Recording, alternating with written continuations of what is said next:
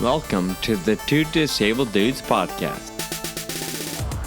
Hey, what's going on? Sean Baum here, and what you are listening to right now is a special and first time ever edition of the Two Disabled Dudes podcast.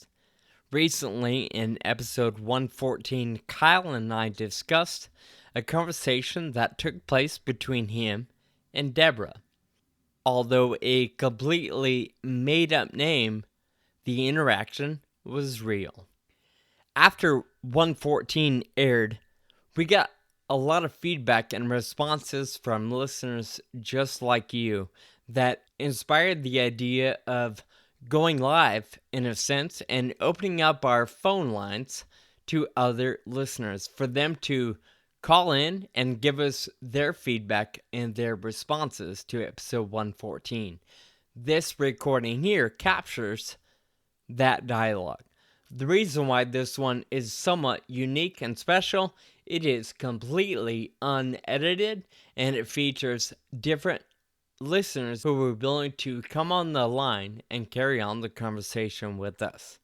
We're calling this the 114 bonus, and we hope you enjoy the conversation.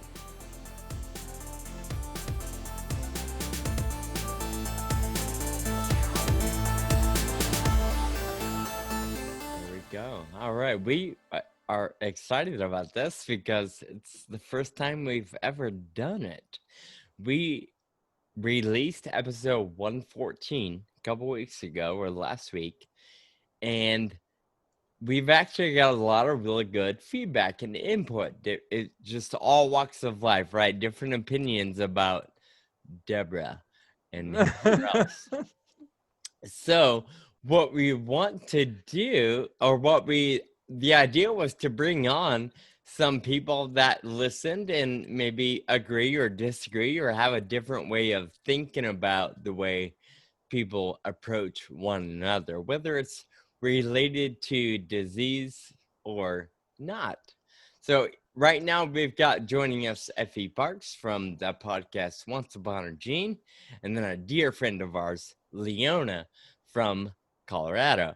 So let's start first of all with I kind of want to hear from Leona, and I'm gonna put Leona on the spot first because Leona, as far as I know, you can correct me if I'm wrong, but Leona isn't personally connected to the world of rare disease or disability. Again, I could be wrong, but Kyle and I know you as a badass on the mountains. Yep. So, Leona, tell us a little bit about you, and then maybe just your first impression of 114. Yeah. So, yes, a little bit of context. So, I became connected with Sean and Kyle through a mutual friend, and then had the opportunity to start being connected with some of your events with Ride Ataxia and Determinants. And so that was awesome to have the White Mountain Adventure last year. So as far as episode 114, yeah, I found it fascinating because I really appreciated the vulnerability and the way that the two of you were processing that, both from what struck you, each of you saying, these are the things that I thought were okay about those interactions. These were the things that struck me as not okay. But at the same time, you were also processing your own responsibility in that and how you viewed, maybe the lens through which you were viewing those interactions. So I really appreciated it. I learned from it and was challenged by it about just the ways that I would think about, questions I would ask or conversations. So yeah, I found it very helpful. Did you find yourself remembering a time where maybe you approached somebody in a way that you wish you wouldn't have, or are you not guilty of such a thing? I feel like you're a pretty mature, kind of reasonable level-headed lady, so you can say, no, I've never done that, and I'm not going to call you a liar. I appreciate the vote of confidence. Actually, what came to my mind was I was certainly asking myself that question of, have I done that well, or what pieces did I miss, or where was I maybe just oblivious to something or an impact of something that I had said. So I wasn't so much thinking of specific interactions, but more in general, just kind of processing and Sure. challenging myself about, wow, being more intentional and aware. Yeah. All right. So when you see somebody in a wheelchair, or something is visually not quote normal with them, like, does that make you hesitate to interact with them, just because you don't want to like offend people or whatever? Or how does that play into your view of the situation? Good question. I think I'm more aware. I think it brings up my awareness level and maybe kind of a vigilance of, like, that I want to choose my words well, but then I'm not even sure exactly how to do that. So I guess those are kind of my thoughts around there. So I don't know that it makes me less likely to approach someone, but it makes me, I think, more aware and more focused on my conversation and choosing that, as opposed to where I might just be more autopilot otherwise. Right.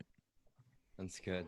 All right. Well, Effie, we want to get some feedback from you, but we do have two friends joining us, Shandra and Christian. We can see them on video. Thanks, guys, for joining in.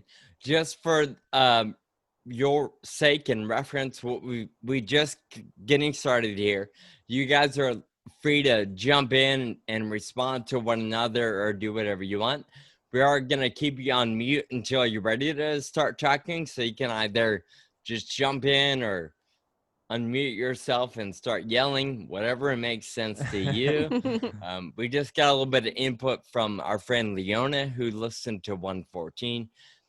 Effie, we want to go to you. Now, for reference, we know that your little boy is a rare disease patient. So you do have a very personal connection to disability in the rare disease world. So when you listen to 114, what are some things that went through your head? Well, first, I totally agree with Leona in that I love the way that you two approach conversations, and I love the way you call each other out in conversations and actually discuss it from different point of views, even more than just your point of view. So that's cool. As a mom to a rare disease kiddo who uses a wheelchair, this is so new to me, right? I'm 4 years into it. So it brings me to kind of the interactions that I have with my own child, where he's younger, so it's definitely different, but we're still in the stage where people are staring, adults mostly, and their mouths are sometimes open and they don't realize that we are there, and I'm looking right at them and I'm waiting for them to notice that we're people. But I've gotten very good at making the first move, because it seems like people are frozen and they don't know how to approach it. I don't know if it's because it's a child, but we say hi, right? We say hi. I tell Ford to say hi. I look at them and I say hi in my mom voice, right? What a concept. But people are still kind of taken aback and they don't know what to do when there's a little kid in a wheelchair. I've talked on the podcast before about this one situation that happens every time we're out. If there's a doorway, a large doorway, people will stop and they won't go through it. And, Ford usually waits because he likes to watch the doors open and close, and he's not in any hurry to get out, but people will be like, oh God, I can't go in front of the kid in the wheelchair. And then they just make it awkward for all of us. So your situation gets me as a parent of all of the inappropriate encounters that we have that people don't know how to work through. I get few questions. The questions I do get are either from older women who have no filter or little kids who just ask me what's wrong with Ford. So you can definitely tell the direction someone's coming from. I feel like, just like Kyle, I think you could tell, especially after she was surprised with every answer you were giving her, you can tell people's intention, and that's when it gets uncomfortable and inappropriate. And yeah, I think having this conversation is so important because it's so weird for some people to just see us as regular human beings out and about. Yeah. Yeah, and I think it's an important thing to observe because, one of the things we talked about in the episode was that it's important to realize for me that I am Debora to myself sometimes. Yeah. And the way I look at myself as a person with a disability is similar sometimes, and maybe that plays into it as well, right? Like Leona was saying, a big part of the episode was we were struggling with how we react, and a lot of that is how we see ourselves, right? If I was super, super confident in myself, I would have no problem with Debora being super weird, but being fine with it because I know I'm fine, right? So there's some level of that in there, I think, too. And maybe I think probably as somebody with a disability or as a parent with a child with a disability, that's something that we grow into. If we talk about it and observe ourselves in those situations, we can be like, oh, maybe I can do this to help it. And it takes so many of the agonizing, frustrating situations to iterate, right, and figure out what the right reaction is. Definitely. And that can depend on your mood too, right? Sometimes you just want to do your thing, man, and you don't need to educate someone, and you don't need to meet anyone in the middle because you're meeting them way more than in the middle. And sometimes you just want to be you. Yeah. And that's okay too. It's that totally speaks to the burden that we're faced with, just like the it's not fair. Heck no, it's not fair, right? It's something that's forced upon us to be in those situations, and then we have to muster the courage and energy to always be educating and responding and polite, and oh my gosh, it's exhausting. I heard a podcast recently or an interview with Sean Hayes. He's a celebrity or an actor, and he was being interviewed about his walk of life, and of course his journey isn't connected to rare disease or disability, but he's had a lot of hardships in life long before Hollywood. And in this interview, he was talking about how he's not responsible for other people's feelings or opinions. And that spoke volumes to me because, of course, in life, whether it's disease or in his case, and a lot of my case, sometimes it's sexuality and marriage and religion and a bunch of other stuff. And it's like, I'm just working through life like everybody else, and I'm not responsible for anybody's feelings of discomfort because I'm in a wheelchair or because I walk funny or because of whatever, fill in the blank. So that was something that spoke to me just in the last couple of weeks. Totally. I want to welcome Shandra and Christian on. That way, if they need to go, they can express their thoughts and go about their day. But of course, you guys are welcome to hang as long as you want. So just for a little bit of reference, Chandra and Christian both live with Friedrich's ataxia as well. So I'm going to try to unmute you. Chandra, you might need to do something on your end. But tell us a little bit about, give us some reference as to who you guys are. Well, we both live in Gainesville, Florida, so we're both in the genetics and genomics PhD program at UF.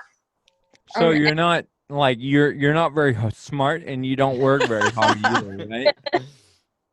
Basically, yeah. I'm 22. Christian is 21. I'm 21 years of age. Yeah, and we're not related. We're just really good friends. Yeah. So that's our backstory. Oh, I've had FA since I was 12. I got diagnosed at 12. I got diagnosed when I was 8 years old because I also have a twin sister affected by FA, but she's much more progressed, and she's currently in a wheelchair, and she's very dependent on others just for daily activities. So I think I have a strong perspective in how other people approach you and offer help, like make you feel uncomfortable. And then also I'm entering that era of stares and looks and asking for help myself. So I kind of have two perspectives of it, but I say I don't understand it as much as others, per se Chandra, my roommate, who uses a walker to walk, whereas I still don't use a walker. Although I walk kind of funny, I don't use a mobility device, so like people might offer me less help or be less inclined to help me than say Chandra. So Christian, do like Sean's story, I guess, from the podcast, do people like outwardly give you crazy stares and be like, dude, are you really drunk or something? Or like, I don't know, what are some of the people's reactions to the way you walk? Yeah, so people do ask questions, but I mean, that is kind of expected to me, and to me it's never malicious. People are just curious and they don't know, and it's not something that's taught in schools that, oh, people are gonna walk like this and people talk like that and whatnot. It's all just the unknown. So I'm very happy to educate people and tell them about my disease, what I live with, the struggles that I face, and people are, for the most part, very open and accepting of it and are just inquisitive and want to learn. So to me, it doesn't really bother me if people ask or if they do make a funny face, because I don't know if they've ever experienced that. So I think it's like, it comes from a place of not knowing what it is and just being curious, not trying to be mean or malicious in any way. So it doesn't really bother me, but it does happen. I wonder if that has anything to do with our geographic location, right? Because I have a hard time, and I'm just admitting something here. I have a hard time assuming some people that either give me looks or make statements or ask questions are ever coming from a place of curiosity.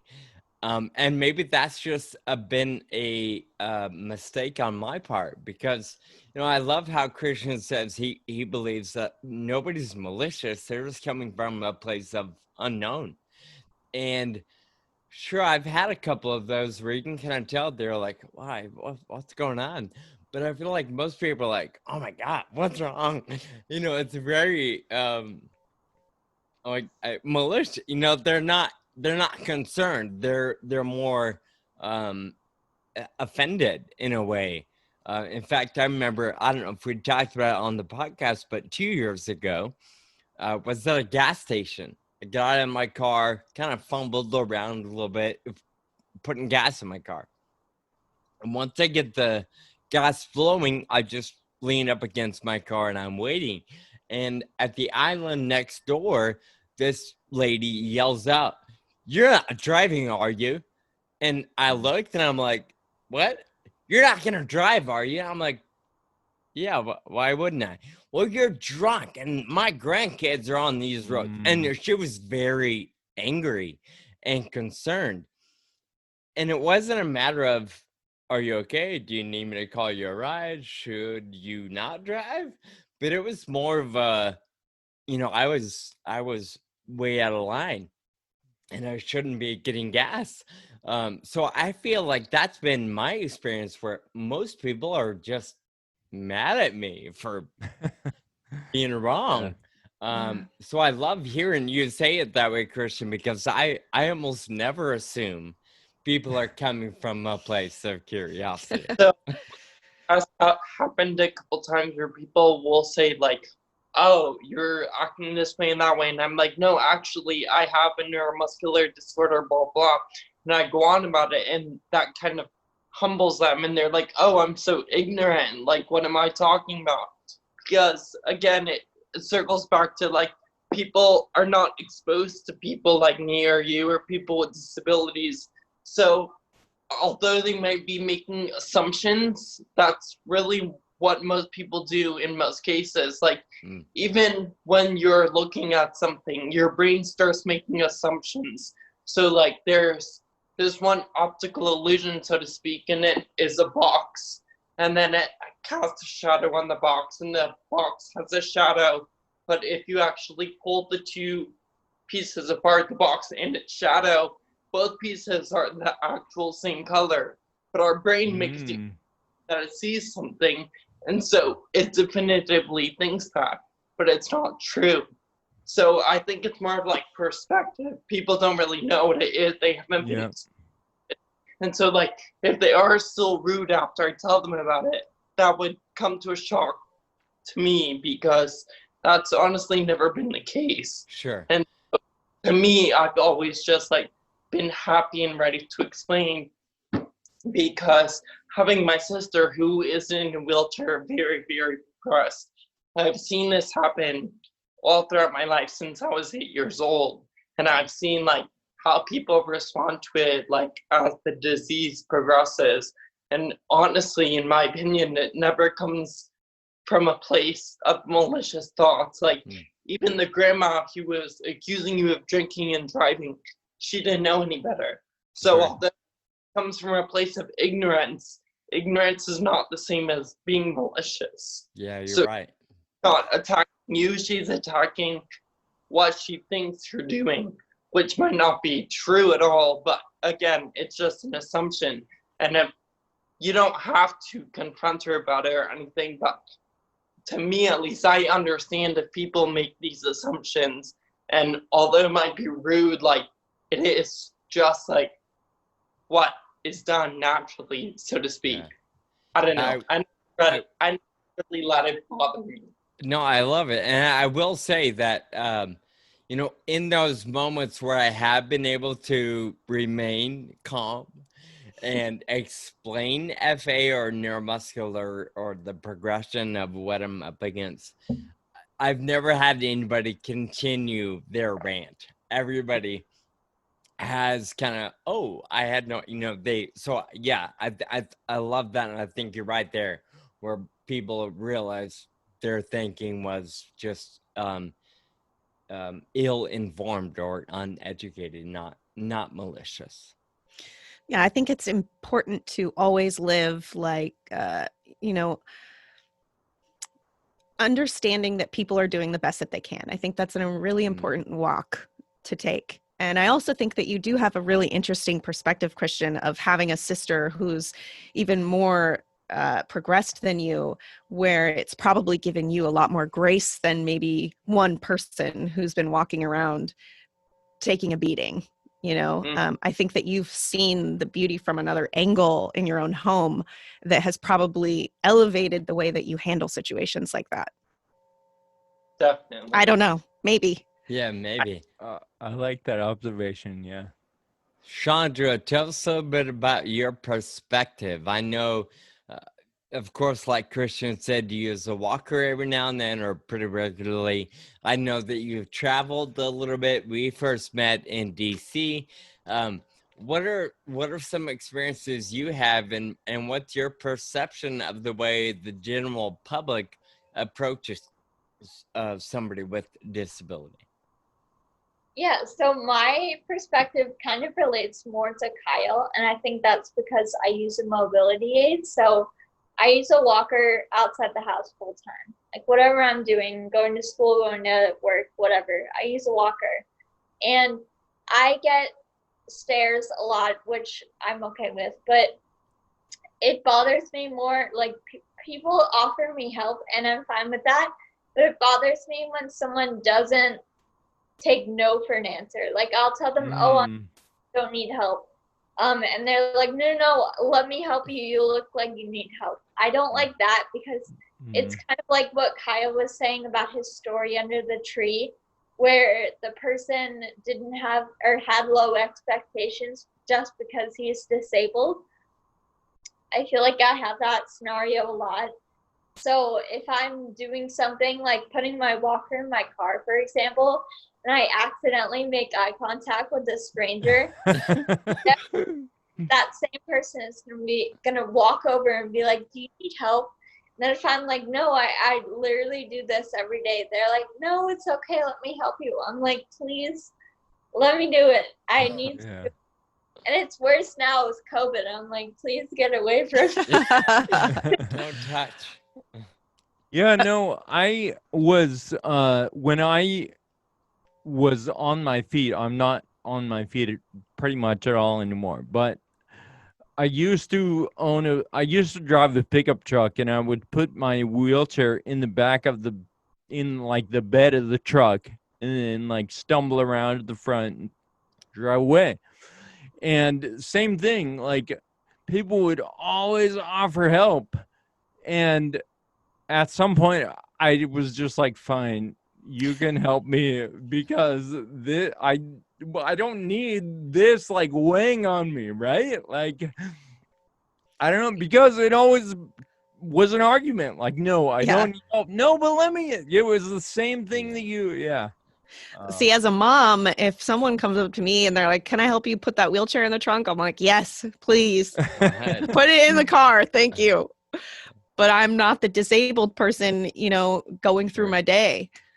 Right. Yeah, there's definitely lately, like for me personally, using the wheelchair because of my broken femur, I've had a lot of people offer more help than normal. And of course, probably like most of us, I'm definitely independent, right? No, I got it. I got a system. I got a routine. I know how to do it. I'm fine. But people keep insisting, and so I feel like I've gotten to a place where it's like, you know what, just say yes, and it's so much easier. Yeah, because if you finally insist on no, that person is like mad when they walk away. It's like, okay, now I'm annoyed and you're mad. Like that. Still, again, I'll go back to Sean Hayes. Isn't my responsibility, but I guess to an extent, if we want to get through our afternoon without being angry or worked up, then maybe we just cave or not cave, but give in. What's that word I'm looking for? Somebody compromise. Compromise. Sure, sounds good. You submit to it. It's just like having FA. I feel like if you give in and accept help 100% of the time, that kind of feeds into the stereotype that you're a disabled person, you can't do it. Like, if I accept the help, then everyone's going to be like, oh, she does need help. I just had to ask her and then find out. And then that person's going to go on. Anytime they see a disabled person, they'll be like, oh, this person needs help. They just don't want to ask. Let me go offer. And I feel like also it's like, I'm very stubborn. I feel like everyone with FA is very stubborn. Like, word. As long as possible. And when I accept help, when I don't need it, I feel like I'm reducing the amount of independence I have, which is a positive thing for me mentally. I'm glad you say that. One of our comments on social media was exactly that, or actually it was a private message. But the individual said, if we're not careful, folks with disability only continue to project or fulfill the stereotype.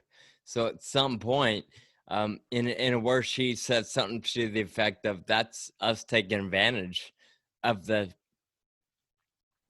scenario, and it just propels or perpetuates that stereotype. So I'm glad you mentioned that, Chandra. I have a solution to this. How about when someone offers help and you say no, they just say, "Oh, all right, have a good day." Like, how about that? Is that too hard to expect or try? Come I would on. Yeah. So I want to know what everybody thinks Debora should have or could have done differently. In your perspective, what do you think Debora could have done that would have been a little more, I don't know, acceptable, I guess? And we'll take volunteers. Well, I think Deborah was prying personally, and I don't think she was necessarily being inquisitive and trying to learn something and trying to get to know Kyle. I feel like maybe she could have just done her nice thing with the church and brought you that extra sandwich and that water, because that's awesome, and then maybe told you you had a nice haircut and got on her way. If she had a question or two about it, just great, okay, wonderful, have a nice day. I mean, I think that if she was actually coming from the place of genuine interest and wanted to learn, then she would have asked her questions differently and wouldn't have been so surprised with your answers, and would have came out of it feeling proud of herself for coming at it from, kind of what Christian was saying, with the best of intentions. And I don't know. I think it could have been just short and sweet. Totally. Which I agree. My answer was And not.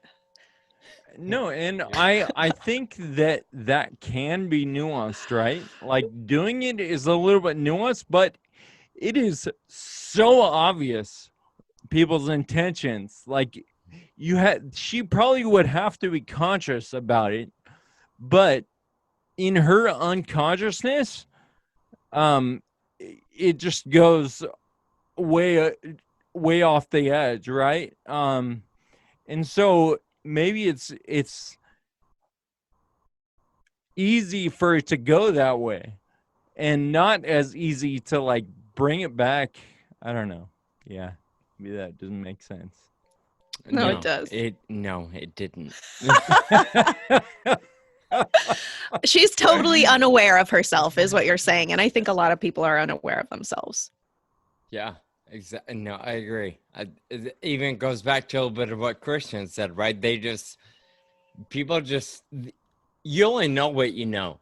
Yeah. If you've not been exposed to a lot of other disability or exposed to a lot of other hardships or different styles of living, you only know what you know, right? So it might come across wrong or offensive or just simply uneducated, which is going to be true for all walks of life, whether it's disability or just being from a different economical background. I guarantee you that rich people think differently than poor people and vice versa. That doesn't make one or the other right or bad or good. It just is different. I think basically like the only thing that can be done to prevent this is like if we teach it in schools for like future generations, like that there are people that us that we shouldn't be ethnocentric in a way, and like everything shouldn't be done one specific way, and people are very different than us. Everyone's their own individual with unique story, and never to like judge someone, which is that whole saying, don't judge a book by its cover, which is very cliche, but it is true in almost every scenario. But I think it is just a lack of education on the subject of disabilities and the differences that people face in their life. And so Deborah, the lady that approached Kyle, she might have said these things and she might have thought these words, but like she was never exposed to something, or she only heard a stereotype, or she was only taught what her parents told her, which was like help other people. Like if someone's disabled, they need all your help, blah, blah, blah. And people just aren't They really need a free sandwich. yeah, they aren't Yeah. exposed or educated on topics outside of their normal everyday Yeah. life. Everyone is completely physically normal and whatnot. So that was kind of rude that she would assume all that stuff, but again, it just runs back to what the brain does. The brain makes assumptions, and sometimes those assumptions are very mean or incorrect. But Yeah. So after you explained it, I'm sure she was not as rude, so to speak. Well, Sure. yeah, it's important to realize that she probably walked away from that conversation too, reflecting on what happened and realizing, like, maybe she, like Christian was saying, she had never been exposed to these kind of situations and people with disabilities that can have, like, functioning lives, which obviously we can, but, I mean, the stereotype maybe. But she probably walked away from that realizing a different side of the coin that she had never seen before. And so it was probably positive anyways. Even if you feel like maybe you walked away feeling awkward, feeling upset that like someone approached you having no expectations for your function, but it was probably overall positive because she walked away realizing something she didn't know. I agree with that. And I think it's really good, but can we all approach situations inquisitively with questions instead of preconceived notions? Like, for example, the person who approached you because they thought you were drunk at the gas station, like, what if they approached you and said, "Are you okay?" And they figured out what was going on before they said, "You're drunk, don't kill anyone when you get in the car." You know? Yeah, I mean, I get what you're saying, and yes, I would love that. The world would be a much better place, right? But I think that goes back to the point that Christian and Chandra both kind of made. People only know what they know. They have no idea that there's this chance that what they're seeing is a disability or a disease. So Yeah. I think your question is fair, Kyle, but I also don't think it's ever gonna happen because in a sense we can't, right? That's like, think about it. 6 months ago, if you saw somebody walk into a bank with a hat, sunglasses, and a face mask, what's the assumption? We all know they're about to rob the bank, and we're gonna have that automatic kind of, oh crap, something's about to go down. But today it happens Monday through Friday. Like it's a different world because now we've all been exposed to a little more information. Yeah, and you always do want to protect yourself in a way too, right? You want to be mindful of that weirdo guy that's hanging out at the playground. You want to have that little bubble where maybe you're not just going to invite every single person in and think the best of them, because you have to still trust your instincts a little. Mm-hmm. Yeah, I think the brain is very, just for everyone, it's very jump to conclusions, make assumptions, because that's almost always human nature. Like, what's around the corner? I'm not going to go and see what's around the corner. I'm going to try and think about what it could be, what it looks like, what it is. Like, even when you have a little kid, like, getting something for Christmas, he's not just going to open the box, be happy with what's in there. He's going to shake it. He's going to see how heavy it weighs. He's going to try and make assumptions or conclusions about something that he still has never even seen, doesn't even know about. Because we want answers as humans, and we love giving answers to questions that, like, are still being asked, and that's constantly what we're doing. We're just trying to learn, and a lot of times we make assumptions, and that's just, I feel that's human nature. I do. Avocado kid. Except for the avocado kid. Avocado kid was very happy to receive an avocado for Christmas. Like, an avocado, thanks. Wow. Is that on TikTok or what is No. that? Oh. Sound like a grandpa. It's a vine. Is that on the TikTok? Well, fine. Same thing. Is that on the TikTok? Is that on the TikTok? Well, I do believe teaching disability as a diversity in school is so important because even now when it is kind of a movement, right? And inclusion is being talked about and all of that. Like, why are still people weird around my kid? If it's so normalized now, why is it still so weird? Because they're not talking about it. They're just introducing these kids, but they're not talking about it. They're not telling anyone about it. And as someone who was thrust into this world as a parent, now my eyes are like wide open, right? I never look at a person and would think anything like that. So if that can change instantly for someone like me, it can change for so many other people just by talking about it, just by learning, taking one class. I mean, I wouldn't ever question why you were doing that without me going, do you need help? Or, you know, maybe that extremely obese child, I wouldn't say, oh, her parents suck, they must feed her fast food. I don't think like that anymore. Yep. So used to. I did. Sure. Yeah. The more you're exposed to different walks of life or different experiences, you realize jumping to conclusions really isn't fair for me, and it's certainly not fair to assume that for the folks in question. So maybe here's a question for everyone is, like, you know, we're having this conversation because I have a disability. Sean is like, we understand. But if I didn't have a disability, like Sean was just saying, would this thought even cross our minds? You know, Effie, if your son didn't have a disability, would this thought even be part of your life? And would you be intrigued by the notion of this idea, or would you be focusing on something else that you care about?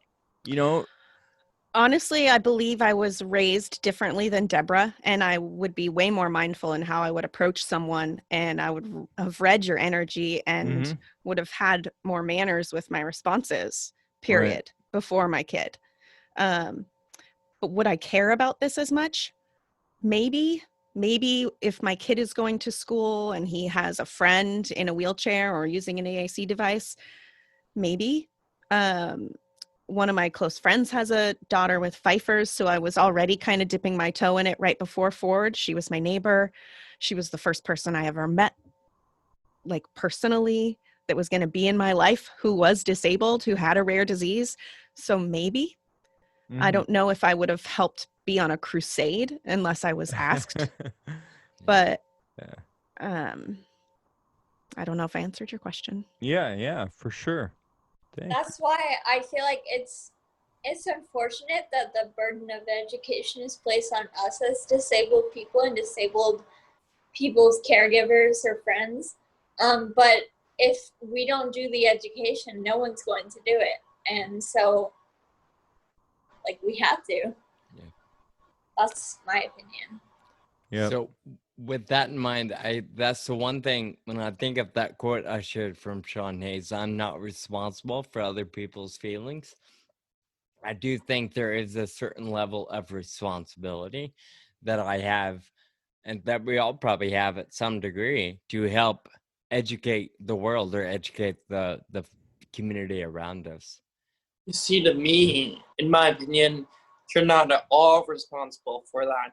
But if you don't like the way that people treat you, or if you don't like these questions or being offered help, it sort of is the only way that you can prevent those questions and help and blah, blah, blah being offered to you, is to educate others. So if Sally at the gas station said you were drunk going into your car, if you said, oh, I have FA, like, it's a neurodegenerative disease, blah, blah, blah. Sally is never going to say that again to someone. But if you don't say that, Sally's going to continuously say that to anyone she ever meets that is like you. So you are not personally obliged to tell her anything about that.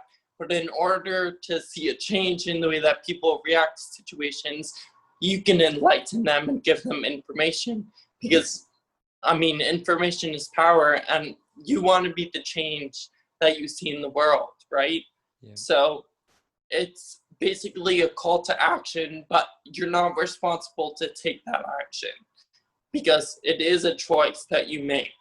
But again, if you don't want to be asked for help, you have to explain why you don't need it. Yeah, it's really a magnification effect, because if you educate in your own interactions, the person that you interact with is going to go on and remember that for all their future interactions, and it just kind of magnifies. I think to sum up Christian and Chandra's comments, we all have to be grown-ups here. Okay? So grow up. Basically. Well, guys, I really appreciate everybody coming on and just sharing opinions with us. I know we're not running for president or dictator or queen or anything, so I'm just gonna take a little bit of effort on our part with our friends, our family, our community, and writing and podcasting and whatever it takes to just help make ourselves or improve ourselves a bit in the way we perceive the world around us, and in a sense do what we can to help other people understand the world around them. Leona, I want to give you a chance to chime in before we wrap up. As somebody on the line that isn't living with disability, and Effie's son has it, Christian and Shandra have rare disease. What are some thoughts going through your head right now? Do you regret getting on the line? Like, why am I even here? Or has anything spoken to you a bit? Yes, absolutely. I've really appreciated the comments and the perspective, hearing from each of you.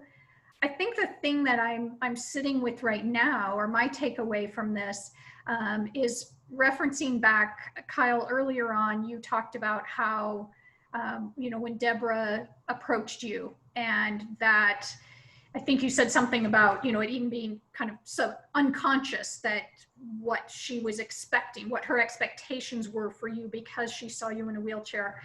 And so I'm thinking about that in the sense of the question about how could we do better? How could people approach better? Is I'm thinking about if we start being more mindful of asking ourselves the question, what assumptions am I making about this person? And that's much broader than interacting with someone who maybe has a visible disability. But, we were talking about, different people who look differently than we do, or it's a new, a different area of the country or different area of the world, different culture, whatever that is.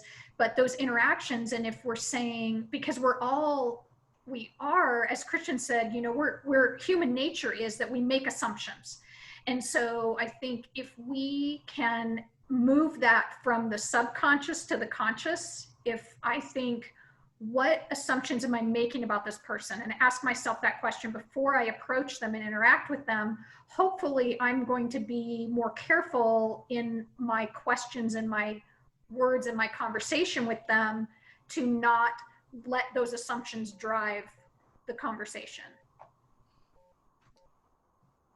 That is, yeah, that's a perfect summary. I love it. That's a good challenge. Yeah, I love that, Leona, being intentional about everything, right? Like going into a situation and just being open and not necessarily having a direct line or a destination. Yeah, I love that question. Ask yourself what assumptions you're making. I like that a lot. I feel like even having a disability, like, you don't represent everyone that's disabled. Like, there are other kinds of disabilities out there, especially mental disabilities, which people with FA would have no idea because FA doesn't affect our cognitive function. So we, as disabled people, can still be making assumptions. So it's important for us all to remember that. Yeah, and maybe it's not even.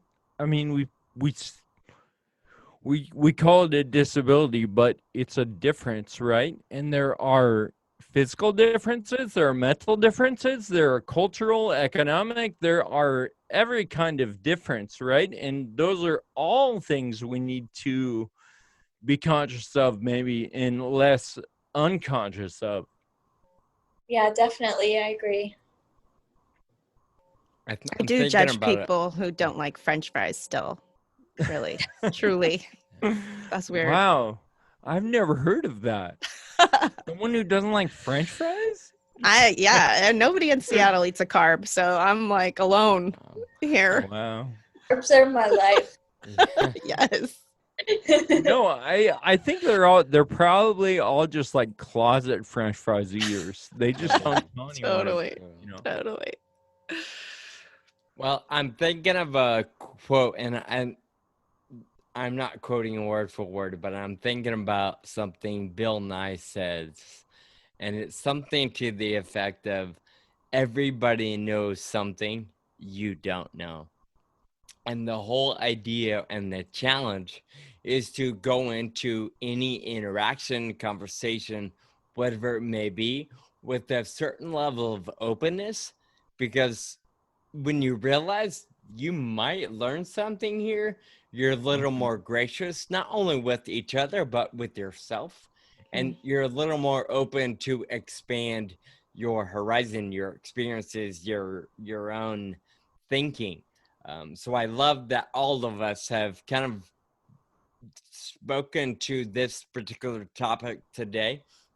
And I'm really excited to share this with the mass of listeners that might tune in.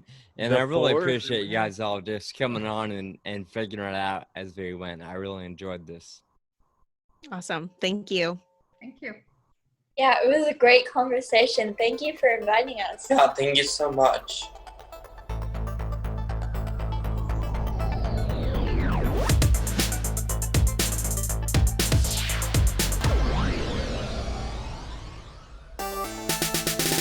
Thank you for listening to the Two Disabled Dudes podcast. Find us online at twodisableddudes.com and subscribe on your favorite podcast app. Connect with us on Facebook, Twitter, and Instagram. Special thanks to our friend and audio producer, Jake Tompkins.